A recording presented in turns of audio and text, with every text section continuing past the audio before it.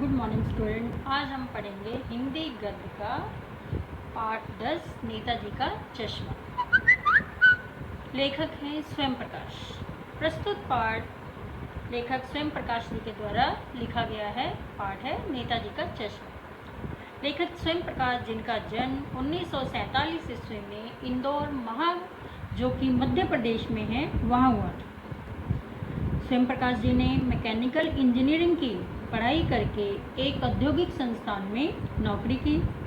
उसके पश्चात उन्होंने उससे सेवानिवृत्त होकर अर्थात अपनी स्वेच्छा से सेवानिवृत्ति लेकर रिटायरमेंट लेकर वह लेखन कार्य में जुट गए और अब इस समय पाठ्य पुस्तक के आधार पर भोपाल में रहते हैं और वसुधा पत्रिका के संपादन कार्य में जुटे हुए हैं। 8वें दशक में उभरे स्वयं प्रकाश आज समकालीन कहानी के बहुत महत्वपूर्ण हस्ताक्षर हैं। उनके अब तक 13 कहानी संग्रह प्रकाशित हो चुके हैं, जिनमें से सूर्य कब निकलेगा, आएंगे अच्छे दिन भी, आदमी जात का आदमी और संधान जो है वो विशेष रूप से उल्लेखनीय है। इसके अतिरिक्त बीच में विनय और ईंधन ये इनके काफ़ी चर्चित उपन्यास हैं और इन सब लेखन कार्य के लिए उन्हें पहल सम्मान, वनमाली पुरस्कार, साहित्य अकादमी पुरस्कार आदि विभिन्न पुरस्कारों से अलंकृत भी किया जा चुका है। स्वयं प्रकाश जी ने मध्यम वर्गीय जीवन के काफ़ी पहलुओं पर प्रकाश डाला है। समाज में जाति, संप्रदाय और लिंग के आधार में हो रहे भेदभाव के खिलाफ उन्होंने अपने लेखन के माध्यम से प्रतिकार के स्वर जागृत किए हैं। उनकी कहानियाँ जो हैं वो किस्सा गोई शैली में अपने आप में काफ़ी रोचकता लिए हुए होती हैं।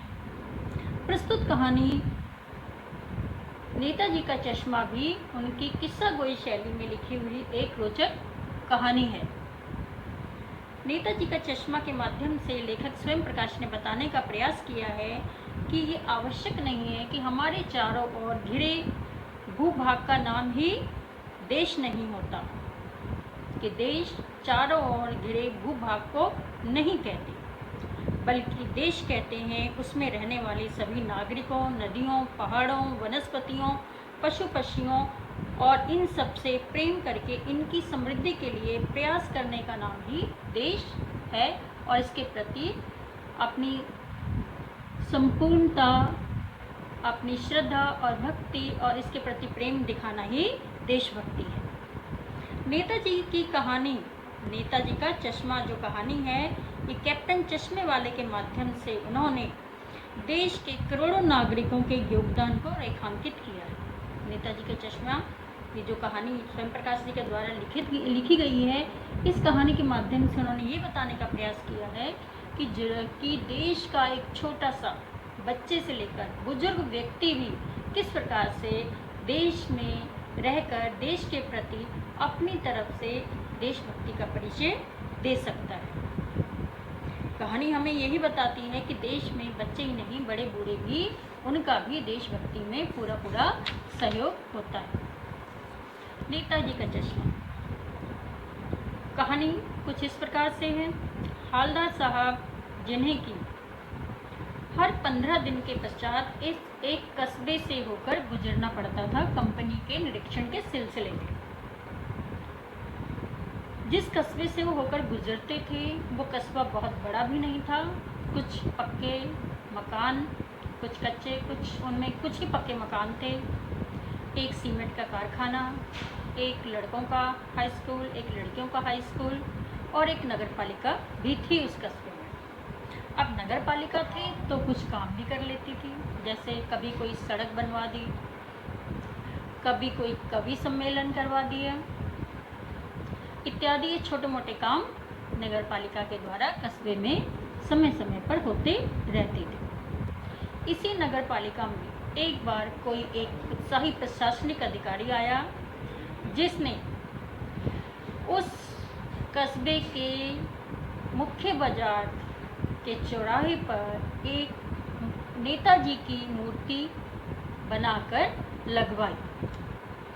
नेताजी सुभाष चंद्र बोस की मूर्ति बनवाकर स्थापित करवाई। प्रस्तुत कहानी उसी नेताजी की मूर्ति के संबंध में है, बल्कि उस मूर्ति के भी एक बहुत छोटे से हिस्से उनके चश्मे से संबंधित है।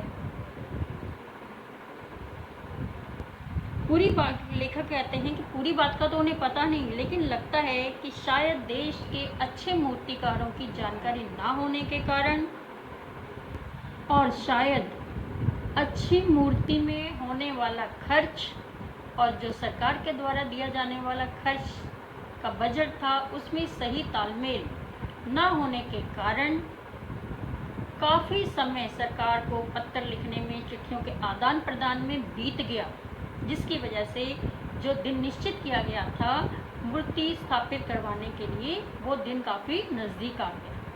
तब अंत में ये फैसला किया गया कि उसी कस्बे के किसी स्थानीय कलाकार से मूर्ति बनवा ली जाए, सस्ते में भी बन जाए। तो खोज खबर करके कस्बे का जो ड्राइंग मास्टर था शायद उन्हीं से मूर्ति बनवा दी गई होगी, और उन्होंने भी आश्वासन दे दिया था कि वो महीने भर में मूर्ति बनाकर दे देंगे। तो इस प्रकार से इस कस्बे के स्थानीय मास्टर, ड्राइंग मास्टर के माध्यम से वो मूर्ति तैयार हो गई और मुख्य बाजार के चौराहे पे स्थापित भी हो गई। जैसा कि हम कह ही चुके हैं कि मूर्ति संगमरमर की थी और टोपी की नाक से लेकर कमर के 2 बटन तक कोई 2 फुट ऊंची वो मूर्ति थी। मूर्ति काफ़ी सुंदर बनी थी, अच्छा प्रयास था। नेताजी उसमें कमसिन लग रहे थे और उन्हें देखते ही तुम मुझे खून दो मैं तुम्हें आज़ादी दूंगा, दिल्ली चलो जैसे नारे याद आने लगते थे। कुल मिलाकर ये जो प्रयास था काफ़ी सराहनीय था, लेकिन एक चीज़ की कसर रह गई थी। क्या? कि मूर्ति को देखते ही एक चीज़ की कमी खटकती थी, और वो कमी थी नेताजी की आंखों पर चश्मा नहीं था। यानी चश्मा तो था लेकिन वो वास्तविक चश्मा था, यानी मूर्ति संगमरमर की थी लेकिन चश्मा संगमरमर का नहीं था। वो वास्तविक एक काले चौड़े फ्रेम वाला चश्मा था, जैसे आप हम लोग पहना करते हैं। हालदार साहब जब पहली बार उस कस्बे से गुजरे तो उन्होंने मूर्ति को देखा तो उन्हें काफ़ी आश्चर्य हुआ। चौराहे पर रुके थे पान खाने के लिए, मूर्ति पे नज़र पड़ गई, और मूर्ति पे नज़र गई तो आंखें वहीं अटक कर रह गई, क्योंकि उसमें आश्चर्य लगा उन्हें कि मूर्ति तो संगमरमर की और चश्मा असली। तो उनके चेहरे पर एक आश्चर्य भरी मुस्कान फैल गई कि वाह भाई, ये आइडिया भी ठीक है कि मूर्ति पत्थर की लेकिन चश्मा वास्तविक। खैर, नेताजी ने पान खाया और आगे बढ़े। अब चलते चलते उनके दिमाग में वही चल रहा था कि कुल मिलाकर वो चश्मे के विषय में सोच रहे थे, और अंत में इस निष्कर्ष पे पहुँचे कि कुल मिलाकर जो भी है कस्बे वालों के द्वारा किया जाने वाला ये प्रयास काफ़ी सराहनीय है। उसकी प्रशंसा उन्होंने की, उस भावना की प्रशंसा की जो कस्बे वालों के द्वारा नेताजी सुभाष चंद्र बोस के प्रति प्रकट की गई थी। उस श्रद्धा भक्ति की भावना को उन्होंने नतमस्तक किया। दूसरी बार जब हालदार साहब फिर 15 दिन के पश्चात उस कस्बे से गुजरे तो अब भी उनके आश्चर्य का ठिकाना नहीं रहा। क्या देखते हैं कि मूर्ति पर इस बार कोई नया चश्मा, पहले काले चौड़े फ्रेम वाला चश्मा था और इस बार तार वाला गोल फ्रेम का चश्मा उनकी मूर्ति पर लगा हुआ था। अब देखा तो आश्चर्य और बढ़ गया और दिमाग में तरह तरह के विचार भी कि वाह, यह तरीका भी सही है, मूर्ति कपड़े तो बदल नहीं सकती, चलो चश्मा ही बदल लेते हैं। अब तीसरी बार गुजरे तो फिर उन्हें एक नया चश्मा दिखाई दिया। पान वाले से पान खाते हुए उनकी नज़र हमेशा मूर्ति पे जाती और उनके मन में तरह तरह के विचार आते। जब उनको इन विचारों को हजम करना मुश्किल हो गया, उनको जिज्ञासा उनकी बहुत ज़्यादा तेज़ होगी, प्रबल होगी, तो अंततः उन्होंने पान वाले से पूछ ही लिया कि भाई एक बात बताओ, ये तुम्हारे नेताजी की मूर्ति में हर बार चश्मा कैसे बदल जाता है? पान वाला एक मोटा काला खट्टा खट्टा आदमी था, खुश मिजाज व्यक्ति था। उसकी मोटी तौन थी, जब वो हंसता था तो उसकी मोटी तौन भी तिरकती थी। उसने हालदार साहब का प्रश्न सुना और जब उसने प्रश्न सुना तो उस समय उसके मुंह में पान ठुसा हुआ था। तो उसका जवाब देने के लिए उसने अपने मुंह का पान दुकान के नीचे एक तरफ थूका और हवलदार साहब को जवाब दिया कि कैप्टन चश्मे वाला करता है। हवलदार साहब समझ नहीं पाए कि क्या करता है, तो उन्होंने पूछा कि भाई क्या करता है चश्मे वाला कैप्टन। तो उन्होंने पूछा, पान वाले ने जवाब दिया कि क्या कहते हैं, कैप्टन जो है चश्मा चेंज कर देता है, अर्थात चश्मा बदल देता है। हवलदार साहब अब भी नहीं समझ पाए कि क्यों बदल देता है, उसे क्या जरूरत पड़ी बदलने की। तो उसने कहा कि मान लो कैप्टन के पास कोई ग्राहक आ गया, अब उसे मोटे चौड़े फ्रेम वाला चश्मा चाहिए, तो कैप्टन कहाँ से लाएगा? तो वो अपनी जो उसकी छोटी सी दुकान है उसमें से एक चश्मा जो है वो मूर्ति की आंखों पे चढ़ा देता है और उस चश्मे को ग्राहक को दे देता है। अब हवलदार साहब को कुछ बात समझ में आई कि कोई कैप्टन चश्मे वाला है जिसकी छोटी सी दुकान है, और उसकी दुकान में जब कोई ग्राहक आता है तो और उस ग्राहक को अगर वही चश्मा चाहिए जो मूर्ति पर लगा है, तो वो नेताजी की मूर्ति से चश्मा उतार कर ग्राहक को दे देता है और उसकी मूर्ति पर दूसरा चश्मा लगा देता है। इस प्रकार से हर बार जो है वो नेताजी की मूर्ति का चश्मा बदल जाता है। तो उन्होंने कहा भाई ये बात भी काफ़ी सही है कि मूर्ति संगमरमर की लेकिन चश्मा ओरिजिनल, अच्छा तरीका है। तो उन्होंने पूछा कि आखिर ये पान कैप्टन है वो है कौन?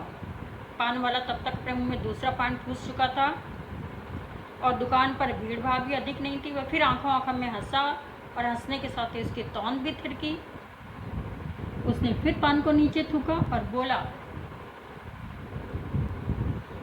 कि वो एक लंगड़ा व्यक्ति है, वो लंगड़ा है।